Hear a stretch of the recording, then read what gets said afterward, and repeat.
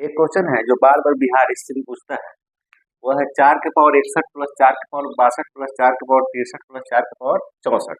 तो जाहिर जाहिर सी बात है 4 के पावर 61 यहाँ इसमें भी होगा, 4 के पावर 61 तो इसमें भी होगा, 61 इसमें भी होगा, 61 इसमें भी होगा। तो 4 के पावर 61 कॉमन कर लेंगे, क्या कर लेंगे 61 कॉमन कर लेंगे। तो यहाँ 4 के पावर 61 कॉमन होगा तो 1 हो जाएगा, यहाँ 4 का स्क्वायर हो जाएगा, या सब लोग यहाँ क्या हो जाएगा 4 के पावर क्यूब हो जाएगा, यहाँ 4 के पावर 4 हो जाएगा, या सब लोग इसका ये हो गया, इसका ये हो गया, इसका ये हो गया, इसका ये, ठीक समझ में आएगा नहीं।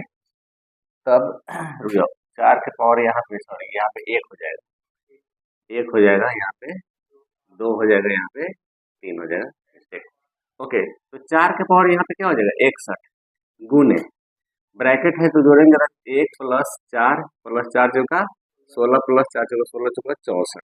जब इसको हम जोड़ रहे होंगे तो कितना होगा विद्यार्थीगण, 4 और 6 10, 10 और 4 14, 14 1 15, यानी 4 के पावर 61 गुने 4 और 6 10, 10 4 14 1 15 के 5 6 1 7 7 1 8 85, यानी वह संख्या जो होगा 85 से कटेगा, नहीं तो 17 से कटेगा, 17 पचे 85, या तो 5 से कटेगा, नहीं तो 17 से कटेगा, नहीं तो 85 से कटेगा।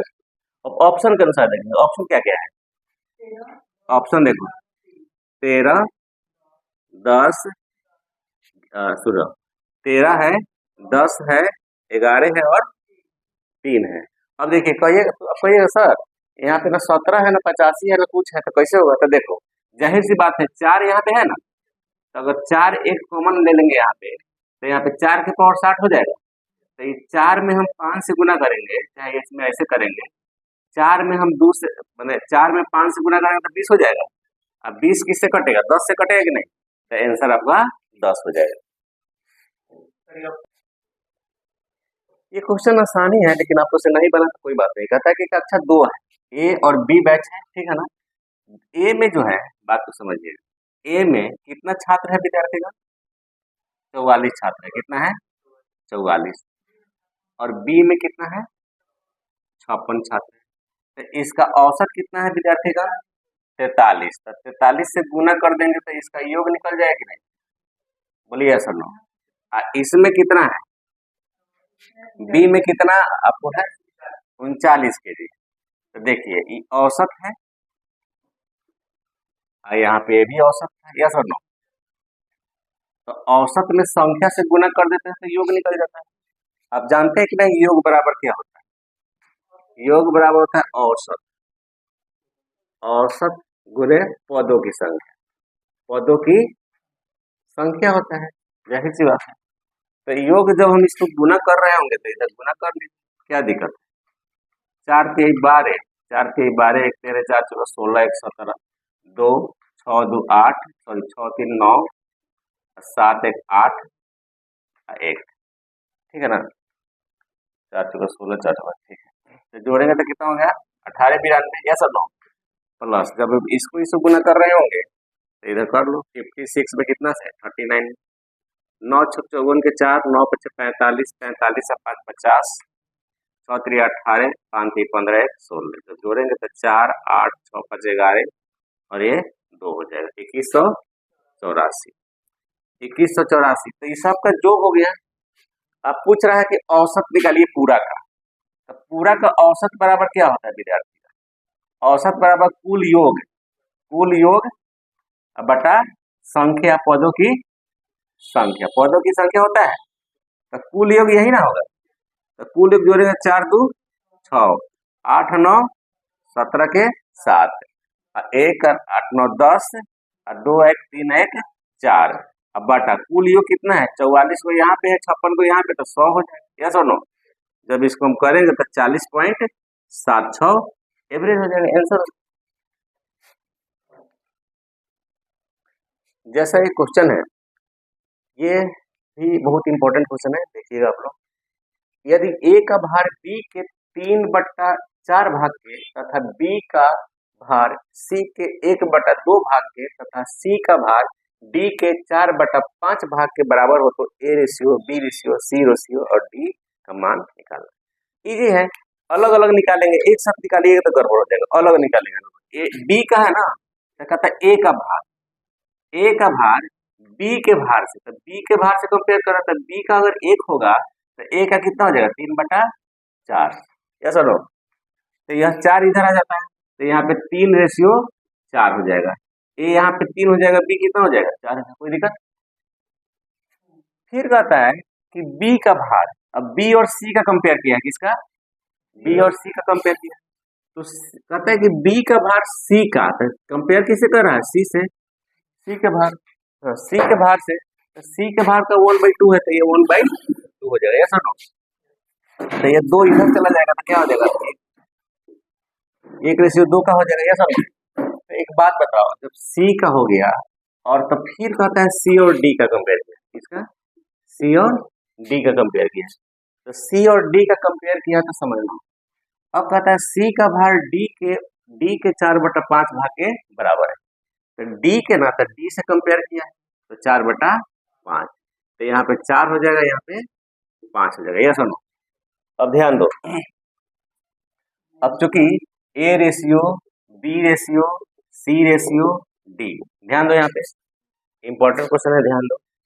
तो ए और बी कितना दिया है 3:4, बी और सी कितना दिया है 1:2, और सी और डी कितना दिया है 4:5। तो इसको बनाने का तरीका मालूम है, बनाने का तरीका क्या होता है, जब यहाँ पे बराबर किया जाता है, 4 है तो यहाँ भी 4 हो जाएगा, यहाँ भी 4 हो जाएगा, यहाँ पे 2 है तो यहाँ 2 हो जाएगा, यहाँ पे आपको 1 हो जाएगा, यहाँ पे इधर 4 हो जाएगा, इधर आपको 4 हो जाएगा, हो गया ना, आपस में मल्टीप्लाई करिए, 4 से कितना हो जाएगा 12, 4 चौका 16, 4 चौका 16 दूना 32, और 5 चौका 20 दूना 40, ठीक है ना। तो ये रेशियो हुआ, लेकिन क्या ये कटेगा, हाँ कटेगा, 4 से तो सब कटेगा, तो 4 तिहाई 12, 4 चौका 16, 4 अठे 32, 4 धाइए 40, क्या ये भी कटेगा, नहीं कटेगा, तो ए बी सी डी का यही रेशियो हो गया। हुआ है, जैसे क्वेश्चन है कि ए और बी की आय का अनुपात 7:5 है, यदि ए और बी क्रमशः 4,000 रुपया तथा 3500 रुपया बचाता है, यदि बी का व्यय ए की व्यय का आधा है, तो ए और बी की कुल आय निकाले, यही ना क्वेश्चन है। तो चलिए देखते हैं क्या है। अब आपको देखना है कि जाहिर सी बात है कि आपको आय देख लेना है, आय लिख देना है, यस और नो, ए और बी का, ए और बी का, ए का आय कितना है, ए का आय 7x है, कितना है 7x मान लो, इसको 5x। अच्छा, ये तो आय हो गया, बचत देख, बचत ए का कितना है विद्यार्थी का, ए का कितना है 4,000, तो यहाँ पे बचत लिख लो, बचत, यहाँ पे आय लिख लो, थोड़ा अच्छा रहेगा, ठीक है ना। तो बचत यहाँ पे कितना है, ए का 4,000, और बी का बचत कितना है विद्यार्थी का 3500, ठीक है ना। अब थोड़ा व्यय का भी चर्चा कर लेते हैं, व्यय का, ए और रेशियो बी का। कहता है व्यय जो है विद्यार्थी का, बी का व्यय ए से आधा, ए का व्यय का आधा है, तो ए से कंपेयर किया है, तो ए का 1 है, तो इसका क्या हो जाएगा 1/2 आधा, तो 2 उधर, तो 2 अनुपात कितना हो जाएगा, तो चूंकि यहाँ पे अनुपात है तो यहाँ भी अनुपात करेंगे, तो व्यय बराबर क्या फॉर्मूला होता है, व्यय बराबर क्या होता है फॉर्मूला, बचत, नहीं आय माइनस बचत, यस और नो, ठीक है ना। तो यहाँ ए का व्यय अगर हम कहेंगे, तो ए का व्यय, आय कितना है ए का 7x, माइनस बचत कितना है 4,000, ठीक है। हम कहेंगे बी का व्यय, बी का व्यय, ये तो ए का हो गया, अब बी का व्यय निकालते हैं, बी का व्यय, फिर बी का आय कितना है 5x, माइनस 3500, यस और नो। अब चूंकि यहाँ पे अनुपात है ए अनुपात बी, तो चलो ए अनुपात बी लिख देते हैं, तो इसी का अनुपात कर देते हैं, ठीक है ना। और ए का व्यय कितना है विद्यार्थीगण 2 है, ऐसे कितना है 1 है, क्रॉस मल्टीप्लिकेशन करेंगे तो 7x माइनस 4,000 बराबर 10x माइनस 7,000। जब इसको इधर लाएंगे, उसको उधर करेंगे, तो 10 में से 7 चला जाएगा तो कितना हो जाएगा 3x, और उधर जाएगा तो प्लस हो जाएगा तो 3,000 हो जाएगा। तो x बराबर कितना हो जाएगा विद्यार्थीगण? 1000। जब x का मान 1000 होगा तो आपको कुल आय पूछ रहा है। क्या पूछ रहा है? कुल आय 7 5 कितना हो जाएगा? 12x। तो कुल आय यहाँ पे लिख देंगे, कुल आय, कुल आय बराबर 12x है। तो 12 गुने x का मान कितना आया है? 1000। आंसर कितना आ जाएगा? 12000। ये कोई आप समझिएगा नहीं, ये जो क्वेश्चन है इसको मत समझिए कि इतना लंबा बना जाए। क्वेश्चन आसान है, इसी तरह बनाइए, कॉन्सेप्ट क्लियर हो जाएगा। बस में इसका ट्रिक भी होता है लेकिन उससे हमको ले लेना अभी नहीं। एक क्वेश्चन दिया हुआ है कि एक बल्लेबाज अपने 15वीं पारी में 4 रन बनाता है तो उसका औसत रन में 3 रनों की कमी आ जाती है। तो बताइए कि 14वें पारी तक उसका रन औसत कितना था। इसका मतलब बात को समझिएगा कि मान लीजिए कि अभी शुरुआत में 14वें पारी में जो है उसका औसत था, नहीं ना दिया है 14वें पारी में, उसका औसत था x। कितना था? 14वें पारी में, तब ना 15वां पारी खेला होगा है। तो 14वें पारी में उसका औसत x था, तो इसका योग कितना हो जाएगा? 14x हो जाएगा। यस और नो? अब फिर कहता है 15वें पारी में, 15वें पारी बोले तो इसी में ना 3 रन जोड़ा है, तो इसी में अगर 3 रन जोड़ता है, कितना? इसमें 3 रन जोड़ता है तो 15वां पारी हो गया। 3 रन की कमी हो गया, सॉरी, मान लो कि 4 रन जोड़ता है, ठीक है, 4 रन जोड़ता है।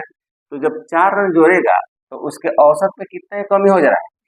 तो औसत जो है x पहले था तो 3 की कमी हो गया कि नहीं? तो 3 की कमी हो गया था, सिर्फ 3 की कमी, और इसमें 15 से गुना करेंगे तब ना योग निकलेगा है। 15 से गुना कर दिए तो 14x प्लस 4 बराबर 15x माइनस 45, ठीक है ना? तो 15 में से 14x चला जाएगा, इधर उधर जाएगा तो x बराबर कितना हो जाएगा? 49। मेरे कहने का अर्थ है विद्यार्थीगण कि 14वें पारी में औसत कितना था? 49। ऑप्शन में है। चलो देखो, आयु वाला क्वेश्चन है, बहुत आसान है, टफ नहीं है, समझेंगे।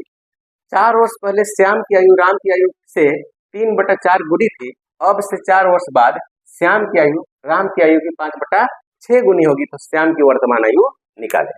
अच्छा एक बात बताइए, 3 वर्ष पहले का मतलब -3 वर्ष पहले कर देंगे। 3 वर्ष पहले ही राम और श्याम की बात करते हैं, तो 3 वर्ष पहले राम और श्याम, बात को समझना। 4 वर्ष पहले है क्या? अच्छा 4 वर्ष, सॉरी, तो 4 वर्ष पहले यहाँ पे लिख देंगे, इससे हमको कोई लेना देना ज्यादा नहीं है। तो श्याम और राम की आयु हो, किसका पूछ रहा है? श्याम और राम। तो कहता है श्याम की आयु राम की आयु की 3/4 गुनी थी। किससे कंपेयर किया गया था? राम से। तो राम का 1 होगा तो श्याम का कितना होगा विद्यार्थीगण? 3/4। तो बोले थे नहीं 4 इधर चला जाएगा, तो यहाँ पे 3 और रेशियो 4 हो गया। ये सुनो, फिर कहता है कि यहाँ पे वर्तमान होगा कि नहीं? यहाँ वर्तमान होगा। अब फिर 4 वर्ष बाद कहता है श्याम की आयु राम की आयु की 5/6 हो जाएगी। तो श्याम की आयु राम की आयु की कितना? 5/6। तो यहाँ 5/6 लिखेंगे तो ये 5 हो जाएगा, तो कितना हो जाएगा? 6 हो जाएगा। अब जरा देखो, यहाँ से यहाँ तक आने में कितना साल लगा होगा? यहाँ से यहाँ तक 4 साल वर्तमान में, 4 4 8 साल, यानी कि ये जो रेशियो है 3x बटा 4x, इसमें 8 साल जोड़ेंगे और इसमें भी 8 साल जोड़ेंगे तो कितने के बराबर हो जाएगा? 5/6 के बराबर। तो जब क्रॉस मल्टीप्लिकेशन करेंगे तो 5 तिहाई 15x, 6 18x plus 48 equal to 4 बचे 20x प्लस 8 बचे 40। जब हम इस 18x को 20 में से घटाते हैं तो 2x बचेगा और ये उधर जाएगा तो 8 हो जाएगा। तो x बराबर कितना हो जाएगा विद्यार्थीगण? 4। तो कहता है कि किसका पूछ रहा है? श्याम की वर्तमान आयु। तो श्याम की जो 4 वर्ष पहले की आयु कितनी थी? 3 गुने 4, 3x था ना जी, तो 4 के 12 वर्ष, 12 वर्ष कितना साल पहले था? 4 वर्ष। तो वर्तमान में कितना हो जाएगा? 12 में 4 जोड़ देंगे तो कितना हो जाएगा विद्यार्थीगण? 16 वर्ष आंसर आ जाएगा। देखो कहता है कि दुकानदार अपनी वस्तुओं पर इस तरह मूल्य अंकित करता है कि 20% का छूट देने के बाद भी उसको 8% का लाभ होता है, तो उस वस्तुओं का अंकित मूल्य ज्ञात कीजिए जिसकी लागत मूल्य कितना है, 500 रुपये है। तो लागत मूल्य का मतलब क्या है, ध्यान दो, लागत मूल्य का मतलब सीपी दिया हुआ है। क्या दिया हुआ विद्यार्थीगण, सीपी दिया। सीपी कितना दिया है, 500। ऐसा नो, सीपी कितना दिया है जी, 500। कहता है इस पे इसको प्रॉफिट होता है, क्या होता है, प्रॉफिट। प्रॉफिट कितना होता है विद्यार्थीगण, 8%। 8% होता है, इसका मतलब कितना में वस्तु को बेचेगा वह, 500 का 108%। यस और नो, बेचेगा कि नहीं बोलिए। तो एक जीरो से एक जीरो कट गया, 2 जीरो से, सॉरी। तब 5 में गुना करें तब 540 रुपया। 540 रुपये क्या हो गया विद्यार्थीगण, एसपी हो गया। लेकिन कहता है कि मान लो कि इसका तो हमको क्या निकालना, अंकित मूल्य। तो अंकित मूल्य हमको तो पता ही नहीं है, अंकित मूल्य क्या मानेंगे, 100 मानेंगे। कहता है इस पे डिस्काउंट दिया है, क्या दिया है, छूट। डिस्काउंट कितना प्रतिशत दिया है, 20% दिया है। यस और नो, तो इसका मतलब ये कितना में बेचेगा, ये आपको 80% पे बेचेगा। यस और नो, एसपी बराबर एसपी, भूल गया, याद है, तो 80% बराबर इतना, इसलिए 100% बराबर कितना, 540 बटा 80 या गुने 100। जब हम इसको कटाएंगे तो कटेगा 25 चौका, सॉरी 20 चौका आपको 25 25, ठीक है ना। तो 4 से कटाएंगे हम 5 मरतबे, ठीक है ना। तो 20 चौका 20 25, 4 से कटेगा क्या, 4 से कटेगा, 4 एकम 4, 4 एकम 4, 4 के 12, 4 पचे 20, 35, 135 से कट गया, ठीक है ना। जब इसको करेंगे तो 5 50 25 17 25 65 67, 675 रुपया। ये क्वेश्चन आपको त्रिकोणमिति से संबंधित क्वेश्चन है। तो त्रिकोणमिति के लिए कुछ चीज जान जाइए आप लोग विद्यार्थी। त्रिकोणमिति जब भी बनेगा ना तो समकोण त्रिभुज पे बनेगा। किसमें बनेगा, तो ये 90 डिग्री है। 90 डिग्री का सामने वाला जो भुजा होता है उसको कर्ण बोलते हैं, कर्ण को एच लिखते हैं, हाइपोटेनियस। और यहाँ पे बी होता है और यहाँ पे पी होता है जब ये थीटा होता है। तो यस और नो। अब एक फॉर्मूला होता है, जान लीजिए, चलिए इसको बाद में चर्चा करेंगे, पहले इसको सॉल्व करते हैं। आपको पता है कि ये फैक्टराइज जैसा दिख रहा है आपको, यानी गुणनखंड। गुणनखंड को बोले तो गुणनखंड का नियम क्या होता है कि first into last, first into last. 25 में 16 से गुना करेंगे तो 25 में 16 करेंगे तो 25 चौका 100 है, अच्छा अच्छा 16 400 हो जाएगा। कितना हो जाएगा, 400 को जब हम तोड़ेंगे तो 20 में 20 से गुना करेंगे, कितना, 20 में 20 से गुना करेंगे तो 20 में 20 से गुना करेंगे तो कितना हो जाएगा, 400। अब 20 में 20 घटा, मतलब दोनों माइनस कर देंगे, -20 और -20 करेंगे तो -40 आ जाएगा नहीं। गुणनखंड का यही मैटर होता है, अगर नहीं पढ़े होइएगा तो पढ़ लीजिएगा। तो 16 सेक स्क्वायर थीटा माइनस, इसको 20 लिख देंगे, या सेक थीटा है तो सेक थीटा लिख देंगे, अब माइनस फिर 20 सेक थीटा, अब प्लस 25 बराबर 0। जब इसमें से हम कॉमन निकाल लेते हैं, इसको ये अलग कॉमन लेते हैं, इसका अलग कॉमन लेते हैं, तो देखो 4 के पारा में ए भी है, 4 के पारा में ए भी है, सेक थीटा इसमें भी है, सेक थीटा इसमें भी है। तो 4 सेक थीटा क्या कर लेंगे, कॉमन ले लेंगे, तो यहाँ पे क्या बचेगा, 4 सेक थीटा अब -5 सेक थीटा तो ले ही लिए। अब इसमें देखो 5 के पारा में ए भी है, 5 के पारा में, तो 5 कॉमन ले लेंगे तो कितना हो गया, 4 सेक थीटा -5, माइनस इसलिए होगी, माइनस कॉमन लिया तो माइनस प्लस माइनस बराबर 0। अब देखो 4 सेक थीटा -5 यहाँ भी है, 4 सेक थीटा -5 यहाँ भी है, सेम होना चाहिए। तो जाहिर सी बात है 4 सेक थीटा -5 यहाँ भी कॉमन लेंगे तो यहाँ क्या बच जाएगा, 4 सेक थीटा -5 इजकल टू 0, कोई एक ले लेंगे। तो 4 सेक थीटा -5 इजकल टू 0, इसलिए 4 सेक थीटा इजकल टू 5, इसलिए सेक थीटा इजकल टू विद्यार्थीगण क्या हो जाएगा, 5/4। अब सेक थीटा का एक फॉर्मूला होता है विद्यार्थीगण, सेक थीटा का फॉर्मूला क्या होता है, जैसे कॉस थीटा का होता है b/h, तो यह उलट जाता है तो h/b हो जाएगा, क्या हो जाएगा, h/b। तो यह आपको b का मान हो गया और a आपको h का मान हो गया। यानी जब हम इसको देखेंगे तो यह 5 हो जाएगा एच का मान और बी आपको ये हो जाएगा 3 का मान। तो जान लीजिए कि पाइथागोरस में क्या होता है कि अगर ये 3 और 5 रहेगा तो पी ऑटोमेटिक 4 हो जाएगा, पी ऑटोमेटिक 4 होगा, ट्रिपलेट। सॉरी यहाँ पे 4 है, सॉरी यहाँ पे 4 है, तो ये क्या हो जाएगा विद्यार्थीगण 3। तो पी का मान कितना हो जाएगा 3। तो जाहिर सी बात एच का मान 5, पी का मान बी का मान 4, तो पी का मान कितना हो जाएगा 3 हो जाएगा। आपको ट्रिपलेट पढ़े होइएगा तो पता चल जाएगा। तो हमको tan थीटा का मान निकालना है। तो tan थीटा का फॉर्मूला होता है P by b, P by b. P का मान कितना है 3, B का मान कितना है ऑलरेडी 4, तो 3/4 आंसर हो गया। देखिए ये क्वेश्चन है आपको 2 का स्क्वायर प्लस 4 का स्क्वायर प्लस 6 का स्क्वायर प्लस डैश डैश, यानी कि आपको दिख रहा होगा 2 4 6। 2 4 6 का मतलब ये हुआ कि यह इवन नंबर है, यानी कि सम संख्या है। और सम संख्या के वर्गों का योग पूछ रहा है। क्या पूछ रहा है? सम संख्या के वर्गों का योग। तो अगर ये समझ में आपको नहीं आ रहा है तो एक काम कीजिए, 2 का स्क्वायर कॉमन ले लीजिए। क्या कर लीजिए? 2 का कॉमन कर लीजिए, तो यहाँ पे 1 का स्क्वायर बचेगा, यहाँ पे 2 का स्क्वायर बचेगा, यहाँ पे 3 का स्क्वायर बचेगा, dash dash dash dash plus यहाँ 11 का स्क्वायर बचेगा। यस और नो? नहीं ठीक है, 1 का स्क्वायर हो जाएगा, ठीक है, 2 का स्क्वायर 3 का स्क्वायर। कहीं प्रॉब्लम हो तो पूछ लीजिएगा आप लोग। तो जैसे 2 का स्क्वायर 4 हो जाता है विद्यार्थी। अब यहाँ समझना है कि 1 का स्क्वायर 2 का स्क्वायर 3 का स्क्वायर, हम आपको बताए थे कि लगातार अगर प्राकृत संख्या हो और उसका वर्गों का सम दिया, वर्गों का योग दिया है, तो उसका फॉर्मूला होता है n इंटू एन प्लस 1 और 2n प्लस 1/6 होता है कि नहीं? यहाँ n का मान ये शो करेगा, n इक्वल टू कितना हो जाएगा विद्यार्थीगण 11। तो 4 गुने 11 लिख देंगे, 11 गुने 11 12 लिख देंगे, ठीक ना, गुने 11 गुना 22 है 23/6। जब इसको हम कटा रहे होंगे तो 6 दूनी 12, ये सुनो, ठीक है ना।